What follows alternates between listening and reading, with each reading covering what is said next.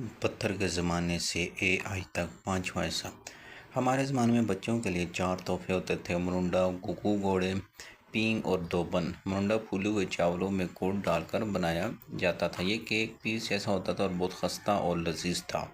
इस ज़माने के तमाम बच्चे और बाज़-औक़ात बुज़ुर्ग भी इसे एंजॉय करते थे। सर्दियों में तुलों की पन्नियाँ भी बिकती थी। ये भी गुड़ से बनाई जाती थी और अमूमन बसों के अड्डों और बसों के अंदर से मिलती थी। गुगू घोड़े मिट्टी के छोटे से जानवर और रेड़ियाँ होती थी। ये कुमार बर्तनों के साथ पकाते थे और अमूमन इनकी औरतें और बच्चे गली में आवाज़ें लगाकर बेचते थे। ये पैसों के एवज में मिलते चावलों और गंदम के बदले में भी। ये बहुत सस्ते होते हैं। इनसे ऊपर की क्वालिटी कागज़ों और कानों से बनाई जाती थी। ये रंगीन और देर पा होते थे, जबकि मिट्टी के गुगू घोड़े चंद घंटों में टूट जाते थे। ये आर्ट मोहनजोदड़ो से चला था और 4000 साल का सफ़र तय कर हमारी उम्र तक पहुंचा था। पींग दरख्तों से रस्सियां लटका कर बनाई जाती थी। इनकी जगह बाद हजार लोहे के झूले आ गए। ये गोल होते थे। इनमें 5-6 छोटी सीटें लगी होती और इन्हें गोल गोल घुमाया जाता था। इनके नीचे टायर होते थे, चनाचे झूले का मालिक इसे आसानी से गली से दूसरी गली ले जा सकता था। ये भी आवाज़ें लगाकर बच्चों को अपनी तरफ मुतवज्जा करता। दोबन एक दूरबीन टाइप मशीन होती थी। इसके अंदर फिल्म चलती थी। इस ज़माने में सिनेमा की मूवीज़ फिल्मों पर आती थी। फिल्म रोल की शक्ल में होती जो कैसेट यानी कि केस में आती थी। इसे हर सिनेमा में प्रोजेक्टर पर लोड किया जाता। ये झटके से चलती, इस पर लाइट डाली जाती थी, यूँ वो पर्दे पर दिखाई देती। सिनेमा से जब फिल्में उतारी जाती तो इसके छोटे छोटे टुकड़े करके मार्केट में बेच दिए जाते थे। स्ट्रीट प्रोजेक्टर के मालिकान या ख़रीद कर इसे गली मोहल्लों में बच्चों को दिखाते। हम शुरू में एक आना और बाद ऐसा 2 आने देकर ये देखते थे। बच्चे दूरबीन से आंख लगाकर घुटनों के बल ज़मीन पर बैठ जाते थे। प्रोजेक्टर का मालिक हाथ से नाप घुमाता और अंदर पर्दे पर फिल्म चलने लगती। यह हाथ की स्पीड के कभी तेज़ और कभी आहिस्ता हो जाती। वो साथ साथ कमेंट्री भी करता। कमेंट्री अमूमन देखो 10 मन की दोबन होती थी, जिसमें वो कभी कभी किसी मकबूल गाने के बंद भी शामिल कर देता था। हम इसे अनाज और बेरोज़गारी देते थे। ये 1971 था। इस ज़माने में रकम आनों और रुपये में होती। आना सबसे छोटा होता, 54 रुपये का चौथा हिस्सा होती थी, जबकि 58 आधा रुपया और इसके बाद नोट का इसका साइज़ बड़ा था। इस पर बंगाली ज़ुबान में भी रुपया लिखा होता था। नोट ब्लैक एंड वाइट और खुदरा होता था। इससे गिनने वाले बिलखसूस बैंकों के कैशियर की शहादत की उंगली से उबार घिस कर ख़त्म हो जाते थे। ज़्यादातर खरीदारी सिक्कों से होती थी। ये वज़नी होते और इनके वज़न से लोगों की जेबें फट जाती। चनाचे जेबों की रिपेयरिंग मामूल होता था। दर्जियों के पास रोज़ाना दर्जनों जेबें रिपेयरिंग के लिए आती थीं। मेरे वालिद के पास सिक्कों का बाकायदा थैला और उसे कंधे पर रख कर दुकान पर जाते, उठाकर वापस लाते और अपने सराहने रख के सोते थे। वो थैले को 4-4 गिरे लगाते, लेकिन वालदा इसके बावजूद थैले से सिक्के निकाले। मैं बाद चोरीशुदा सिक्कों का मुंडा खाता। वालिद की आखिरी उम्र में वालदा इनसे अक्सर अपनी चोरियों पर माफ़ी मांगती और वो बीमारी की हालत में भी कह के लगाने पर मजबूर हो जाते। इनका कहना था, अगर तुम ये चोरियां न करती तो मैं अपना महल बना लेता। वालिद ने मैनेजर मच्छर की मदद से समन में बिताशा पैसा को महीने नोट गिनने और चरपाई पर नोटों की कतार लगाने का शौक़ था। वालिद और मेरा चाचा रोज़ नोटों और सिक्कों की थैलियाँ लेकर आते। दोनों अंदर से कुंडी लगाकर नोट गिनते और आखिर में नोटों की यानी कि पैकेट चरपाई पर फैला देते और बच्चों की तरह खुश होते। मेरे वालिद जवानी में इतने नोट गिने कि इनकी शहादत की उंगली की उबार ख़त्म होकर इन्हें हमेशा बायोमेट्रिक के लिए मसाइल का सामना करना पड़ा। बिलखसूस हमें वीज़ों के लिए इनकी उंगली बार बार स्कैनर पर रखवानी पड़ती थी। हमारे ज़माने में नलके और मोटरें नहीं होती थी। पानी का वाइड सोर्स कुएँ थे। अमीर लोगों के सहनों में अपने कुएँ होते, जबकि मिडिल क्लास और गरीब लोग दूसरों के कुएँ से पानी भर कर लाते। हम किराए के मकान में रहते, लेकिन इसमें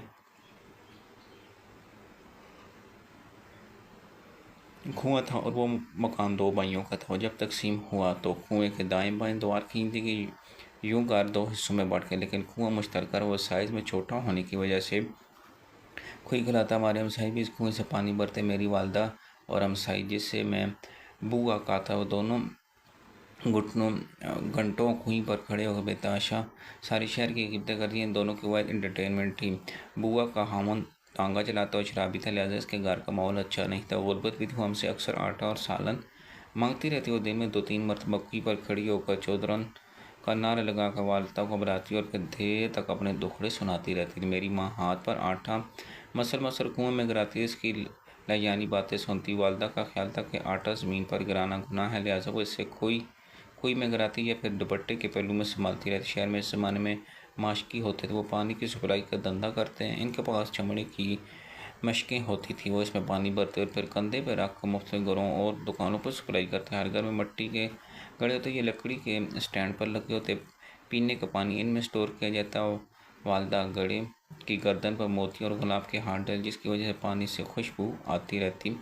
घड़े के ऊपर आंसू जैसे कतरे आते, जिन्हें मैं खींच कर लकीरें बना तो खुश होता। नलके और मोटर आने के बाद माशकियों की पूरी सनत ख़त्म होगी। मुझे पिछले दिनों एक दोस्त के घर में मश्क देखने का इत्तेफाक, वो बड़ी देर तक इसे हसरत से देखता। दोस्त ने इसे दीवार पर लटका रखा, इस पर चमड़े के छोटे छोटे पेच भी थे। मशकों में अगर ज़्यादा दिनों तक पानी भरा नहीं जाता तो ये खुश्क हो जाती थी, जिसके बाद इनका चमड़ा फट जाता था। माशकी ने मोची के पास ले जाते और इन पर चमड़े का पैबंद लगाता था। नलके और मोटरें आने से पानी की फरमानी है, लेकिन ये पानी भी ज़ाया होने लगे। लोग पहले कुओं से सिर्फ इतना पानी निकालते जितना इनको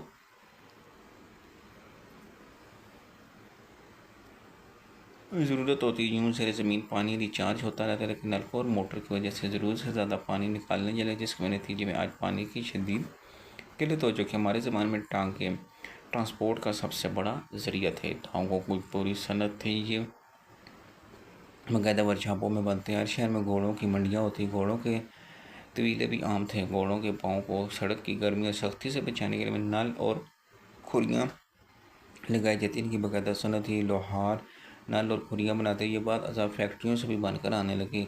लेकिन जिस तरह जगह जगह टायर शॉप हैं, इसी ज़माने में इस तरह नल लगाने वालों के ठेले और दुकानें होती। टांगे वाले आते, नल लगाने वाले बड़े नखरे से घोड़े के खुर से किसी नल उतार कर नहीं लगाते। नलें कीलों से लगाई जाए, इन्हें बाकायदा थोड़ी से ठोंका जाता। हर शहर में दर्जनों टांगा स्टैंड होते। टांगे वाले बाकायदा आवाज़ लगाकर सवारियों को अपनी तरफ मुतवज्जो करते। हर सवारी को फीकास के लिहाज से अदायगी करनी पड़ती। ख़वातीन पिछली सीट जबकि मर्द आगे बैठते थे। ख़वातीन बच्चों को झूले में घसीट लेती या इन्हें अपने पाँव में बिठा लेते। वो पायदान लोहे की सीढ़ी जिस पर पाँव रख कर टांगे में सवार हो जाता। पाँव रख कर सवारी करने एंजॉय कर लेता। आगे वाले के हाथ से हर बार वैसे मेरी बहन ये बच्चा नहीं है, इसका पूरा खर्च। जबकि औरतें 13-14 साल के लड़के को 5 साल का बच्चा साबित करने में जो जाती है, आखिर में बात आधे किराए पर फाइनल हो जाती। टांगे की दोनों साइड पर 2 बांस होते हैं। घोड़ा इनके दरमियान फिक्स किया जाता। बांस के आखिर में लोहे का कोर होता है, जिसकी चोंचें निकली होती है। ये बबब कहलाता है। इसकी ज़ात में आकर हर साल सैकड़ों लोग मारे जा रहे। टांगा बान अमूमन बांस पर बैठकर हट परे की आवाज़ें लगाता और मर जाना तेरे कसम मरण की आवाज़ें निकाल कर घोड़े की स्पीड भी तेज़ करता और इसके हाथ में चमड़े का चाबिक होता था। ये इससे भी घोड़े की स्पीड बढ़ाता रहता था। घोड़े को डिफॉक्स होने से बचाने के लिए इसकी आंखों में चमड़े के शेड चढ़ा दिए जाते। ये खोपे कहलाते। लोग ऐनक को भी खोपे कहते थे। जिनकी आंखें जल्द ख़राब हो जाती, लोग इन्हें खोपे ला के भरियाँ या ओ खोपे आले कह के बुखाते। पूरा टांगा मंगवाना याशी और अमारात की निशानी होती है। ऐसे सालम टांगा कहा जाता है। जबकि लोगों के अमारात का अंदाज़ा इनके ज़ाती टांगों, बग्गियों, कोचानों की तादाद से लगाए जाते हैं। जितने ज़्यादा कोचान और जितने ज़्यादा टांगे सेठ साहब, इतने ही ज़्यादा अमीर। खारियाँ शहर में इस ज़माने में एक पेट्रोल पम्प भी नहीं था, लेकिन घोड़ों के चारे और फक की दुकानें हर जगह मौजूद थी। शहर में घोड़ों के दर्जनों पर डॉक्टर्स भी। वो लंबी सिरिंज में सुर्ख रंग की दवा भरकर घोड़ों की पुश पे लगाते हुए घोड़ा उछल कूद के ज़रिए इस रवैये पे शदीद एहतजाज करता। नाज़रीन, अगर आप इस चैनल पर नहीं है और कॉलम मुख्तलिफ सुनना चाहते हैं, इस चैनल को सब्सक्राइब, लाइक और कमेंट्स में अपनी राय का ज़रूर इज़हार किया करें।